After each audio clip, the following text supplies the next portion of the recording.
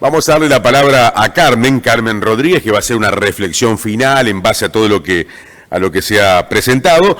Carmen es doctora en educación, licenciada en psicología y experta en el abordaje interdisciplinario de la salud mental infanto-juvenil. Actualmente es asesora del directorio del INAU y durante el 2012 al 2024 se desempeñó como consultora de UNICEF, área protección, salud mental infantil y adolescente y políticas de protección a la infancia y adolescencia, entre otras actividades, por supuesto, de Carmen. Así que, Carmen, un placer escucharte en esta reflexión final. Bueno, muchísimas gracias. Muchas gracias a la ANEP y a UNICEF por esta invitación. Para mí siempre es un placer y por otra parte me permiten involucrarme con el trabajo que están llevando adelante, que de momento no estoy directamente, así que venir de visitante cada tanto y estar por acá me da de verdad mucha alegría. Tenemos poco tiempo. Voy a tener que resumir lo que preparé. Me voy a detener en 4 puntos.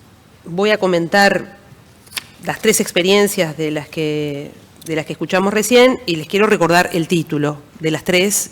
Los autores lo mencionaron, pero creo que en los títulos hay mucho. Estar para que estén. Asistir, pertenecer, egresar. Con vos la escuela está completa. El primer punto que yo quiero señalar que estas experiencias creo tienen en común es que se inscriben en lo que algunos autores denominan la dimensión micropolítica de toda política, en particular en este caso de política educativa.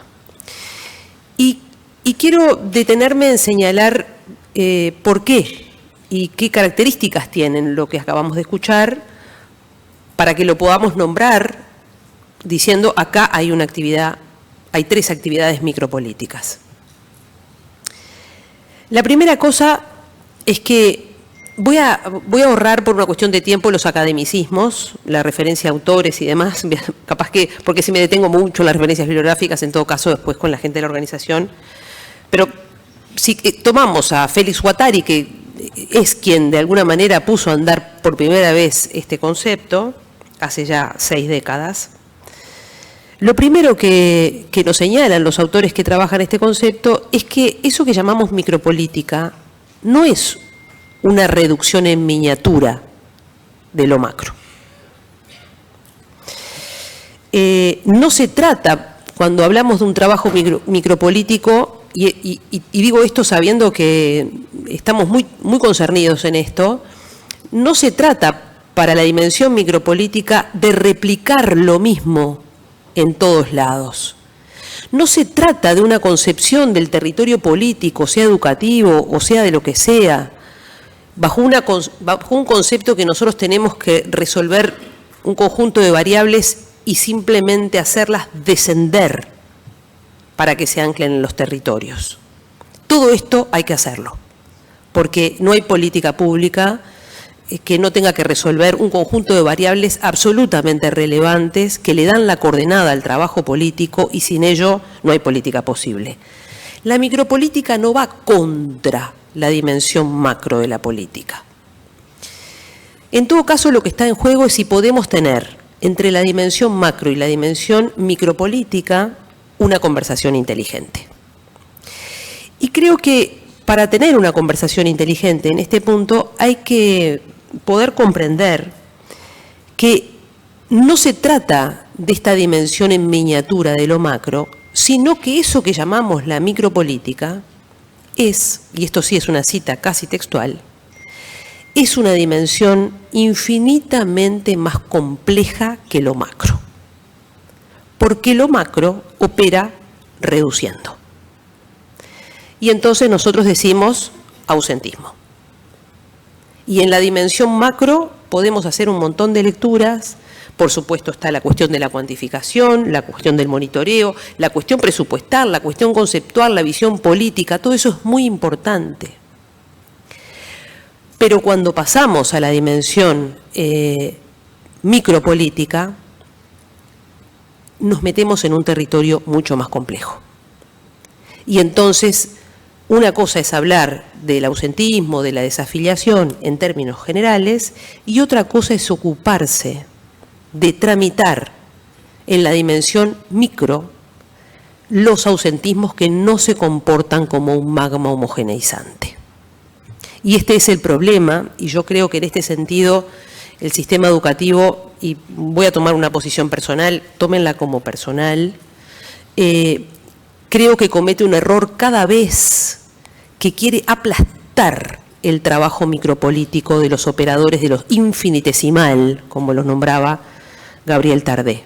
Es decir, la dimensión micropolítica requiere una actividad incesante sobre unas variables mucho más complejas que lo macro, y por eso es posible que cuando uno trabaja en la micropolítica sienta la experiencia de que esos datos que nos dan los grandes sistemas de monitoreo no refleja totalmente lo que pasa en la escuela, no refleja totalmente lo que le acontece a las instituciones en su expresión más local, y no representa totalmente las complejidades de los oficios, las complejidades de las prácticas.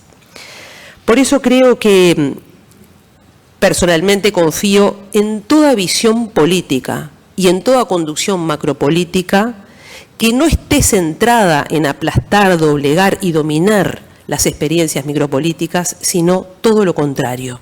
Y creo que la mañana de hoy tiene un aire de todo esto. Esta conversación entre unas lecturas macro que nos orientan, nos guían como brújulas y nos ponen focos de hacia dónde ir, pero después viene todo un ejército infinitesimal, pequeño, donde lo más importante ahí es que este trabajo esté vivo, esté activo, esté creativo, y creo que las tres experiencias nos muestran algo de esto. El trabajo de la micropolítica siempre va a ser el arte de singularizar, es decir, el arte de tomar el gran indicador y llevarlo a un territorio de las pequeñas cosas. Por eso yo creo, sobre todo creo que nos pasó en la última presentación con esos, cuando las colegas transmitían esas gráficas y las madres allí diciéndote cero falta o qué sé yo, creo que lo que nos hace sonreír no es la replicación de estas actividades a lo que nos invitaría, sino el gesto. La micropolítica es el mundo de los gestos, una dimensión casi ingobernable. Porque está bien hacer un taller, está bien ir a buscar a los gurises, está bien hacer todo, y podemos hacer todos más o menos lo mismo, pero la enorme diferencia micropolítica va a ser siempre el gesto que lo vuelve disponible. Y ese es el tesoro que entiendo tienen todos los educadores, y cuando se roba ese tesoro, se usurpa el corazón de la educación. Entonces creo que me quería detener en esta conceptualización para decir que en todo caso el punto 1 se trata de darle vida a este trabajo de singularización, que no es la individualización de los problemas sociales, hay muchos malos entendidos en esto. Es la capacidad de los oficios de agarrar los grandes enunciados, sacarlos del magma homogeneizante, desprotocolizarlos y volverlos gesto humano, y volverlo vivo y volverlo real. Y ahí es cuando los gurises y las familias sienten que la cosa va en serio y que ahí hay cosas que se están haciendo de verdad. Bueno, voy rápido. El segundo punto en el que me querría detener del comentario de las experiencias tiene que ver con la cuestión de las familias. Aparece mucho como un indicador que nos dice qué hay ahí. No me voy a detener mucho en esto, simplemente querría recordar que hay algo de lo que los colegas dijeron en la primera mesa, que es un fiel reflejo de qué nos está pasando en ese lugar que llamamos la familia, con las enormes transformaciones de las últimas décadas, con todos los cambios en los formatos, pero sobre todo algo que los niños llevan a las escuelas, sobre todo los adolescentes llevan a las escuelas, y es que en las casas hay poca gente durante el día, y que eso no tiene que ver con las malas familias. No creo que tengamos que insistir con un discurso culpabilizador de las familias. Todos somos hijos de nuestra época, y acá estamos nosotros y nuestros hijos están en las instituciones. Y creo que hay algo ahí, sobre todo de pensar que la familia nos pasa en las instituciones, nos pasa siempre, las representaciones que tenemos de las cosas vienen atrás, corriendo de la realidad. Y todavía no podemos seguir trabajando con una vieja representación de familia que nos hace agua todo el tiempo. En la tercera cosa que me quería detener, y acá sí me querría detener un poquitito más, es en la idea de trabajo en red, común a todas las experiencias. La cuestión de la red, del trabajo en red. Ustedes saben, es una categoría que tiene también 4 o 5... Lina Davas puso a andar en el contexto del Río de la Plata este concepto hace décadas. Lo seguimos usando, pero necesitamos actualizarlo. Necesitamos traerlo a la actualidad. Y en particular, también les puedo comentar, voy a trabajar ahora un poquito con un texto llamado Adolescencias en el siglo XXI, de Ramón Ubieto, un psicoanalista bueno, algunos lo estudiamos, él está trabajando mucho en esto, y trabaja precisamente en las afueras de Barcelona, en los contextos donde los problemas son muy parecidos a los que estamos enfrentando acá. Y él la define así a la red. La red es aquí un otro de la familia. Un interlocutor que no se identifica completamente con el otro de la institución. La red no es el otro de la familia, la red no es totalmente el otro de la institución. Si bien tampoco lo ignora, ni la oculta.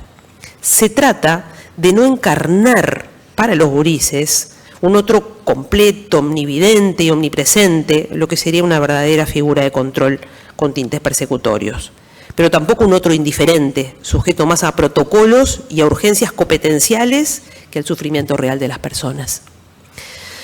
Me parece que las redes del siglo XXI son un poco distintas a las redes que repertorió Lina Davas en la década del 70. Son un otro de la institución también. Muchas veces tenemos que tomar distancia de la familia y de la institución para sostener una posición ética que está enlazada al sujeto. Todos los que trabajamos en instituciones tenemos, el oficio en eso nos duele mucho, porque no siempre se trata de responder éticamente a la urgencia de un sujeto aplicando con un aplicacionismo que simplemente repite en todos los casos lo mismo.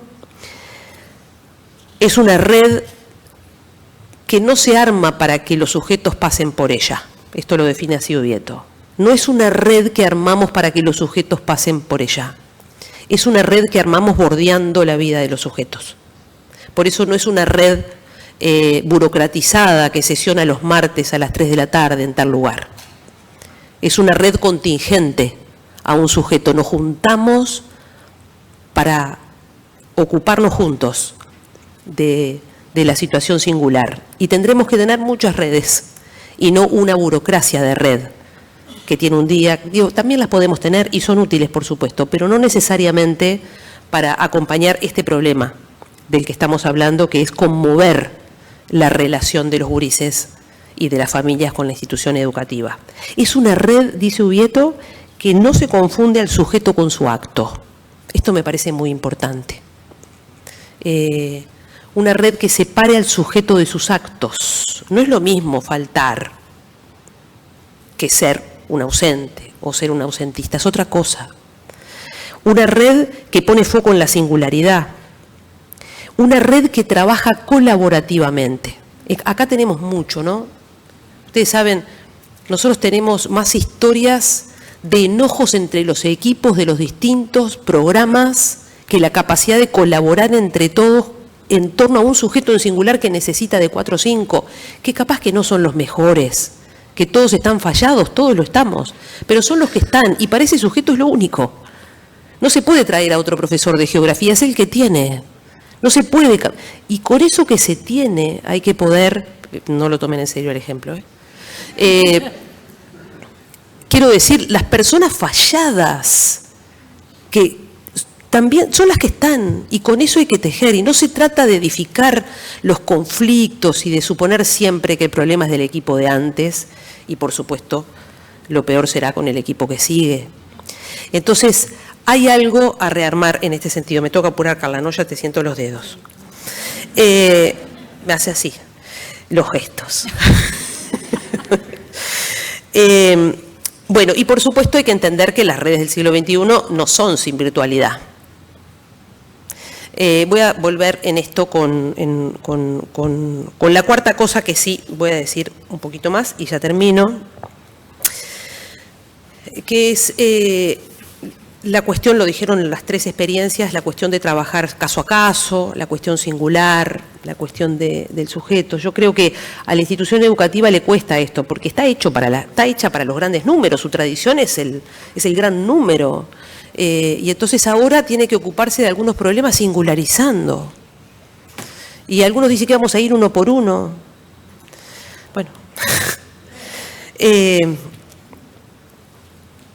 nunca debiéramos, quizás siempre hubo algo del uno a uno también en la educación de siempre. No hay un presente y un pasado tan dicotómico en esto. Creo que todos fuimos tocados singularmente por algo de la educación, en todos los tiempos. Pero quiero decir que como la mayoría de los problemas, según esa U que nos presentaron hoy de mañana los colegas, hay una U muy fuerte que tiene que ver con una punta de la U que tiene mucho que ver con adolescentes, y por lo menos esa etapa de la vida es algo que me importa mucho desde hace mucho tiempo. Quiero decir una cosa más respecto de qué no podríamos olvidar si queremos provocar más proximidad de los y las adolescentes con las instituciones educativas. El propio Ramón Ubieto dice que todo adolescente tiene que resolver 3 tareas. Por eso hacen poco para el liceo y para la casa, porque tienen 3 tareas muy importantes. Una, que es que tienen que resolver su identidad. Y esa tarea se hace tomando distancia del pasado y de lo infantil, se hace tomando distancia de los padres y se hace en nombre propio. No hay quien te salve en ese partido.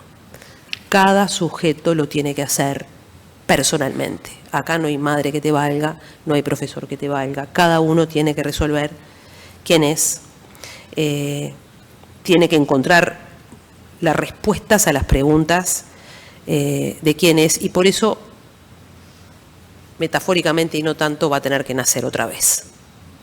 Es decir, va a tener que agarrar su historia y va a tener que repartirse las barajas de otra manera. Esa tarea es personal. Y toda otra solución es falsa. Así que tienen que hacer esa tarea.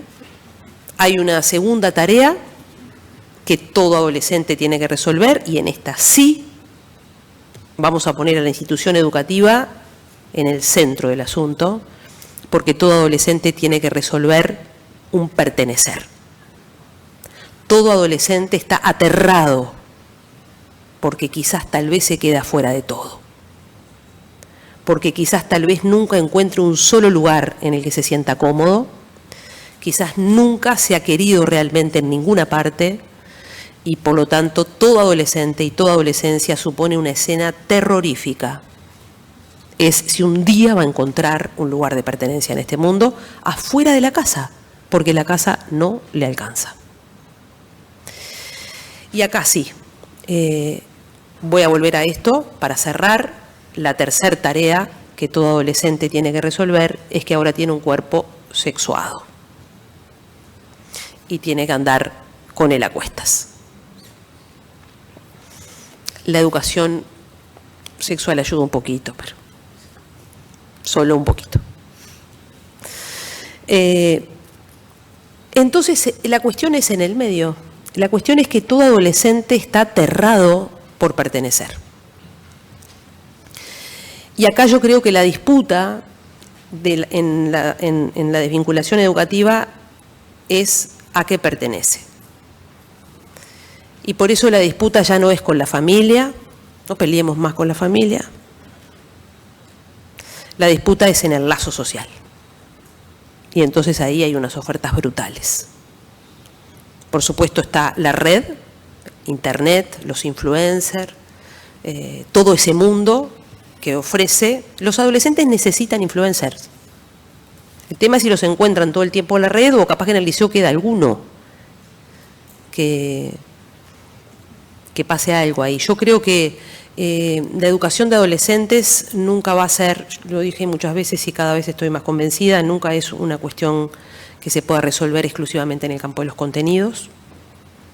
La educación de adolescentes tiene que ver con los contenidos, por supuesto, con la currícula, con la definición de cuestiones razonables ahí, pero todo adolescente, precisamente por el tiempo en el que está, va a necesitar lo que las experiencias nos mostraron. Personas reales, lazos, vínculos. Anda buscando eso desesperadamente de manera inconfesable. Todo adolescente, voy a rememorar a Marcelo Viñar, porque falleció hace poco y ahora le hacemos un homenaje este fin de semana. Él solía decir, todo adolescente necesita saber que es alguien para alguien. Y cuando llega la adolescencia no alcanza con ser alguien para mamá. Hay que ser alguien para alguien afuera de casa. Y yo creo que acá las fichas de la institución educativa tienen que jugar fuerte. Mucha pertenencia, muchos sos de acá. Y si no venís, me di cuenta.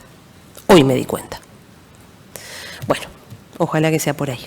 Muchas gracias.